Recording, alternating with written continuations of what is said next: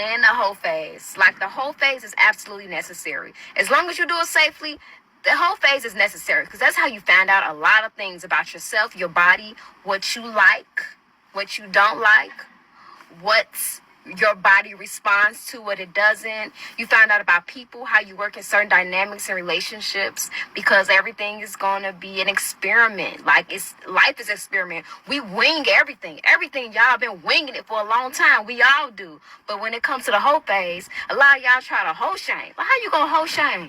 You can't hoe shame coming from another hoe. Another hoe trying to hoe shame. Y'all sound dumb. The whole phase is necessary. Do it safely. Just be aware that it is a phase. That it's a phase. Don't try to make it more than what it is. Hello everybody and welcome back to the channel, Cap Social Network, also known as Capri Social Network. So, ladies and gentlemen, after looking at all the previous clips, by the way, all of them are on behalf of TikTok. This is why, ladies and gentlemen, specifically black women, you happen to be some of the most unmarried and unwed group of women and races of women on the planet due to your 304 lifestyle.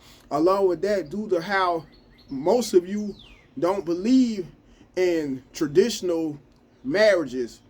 For some of you who are married, because think about how many of you are married, but yet and still you have quote unquote at work husbands. If not usually at work husbands, usually a side dude elsewhere, where it may be a side dude that may happen to be part of your husband's family. If not that, usually someone, a side dude who you may have met while being at the gym. I could go on and on. With that being said, this is why so many of you, a big part of why so many of you can't find the right man to save y'all lives. In other words, can't find a man to settle down with due to how also so many of you have so many out of wedlock kids when you do finally may meet the right man. And in some cases that right man, so to speak, may be a man who may be deeply in love with you without kids of his very own. And some of you are so promiscuous, even more embrace being a 304, aka the promiscuous lifestyle, to the extent that you don't like or believe in doing things the old-fashioned way, whereas marrying first, then having kids and having all your kids by the same exact dude. The majority of you may take on the role of having kids, several kids by several men. In most cases, all your men used to have, where all your kids used to have a different daddy. Some of you are not usually, don't usually feel bad, is what I'm trying to say, for having so many kids by so many men. Instead, you embrace it, you glorify it now.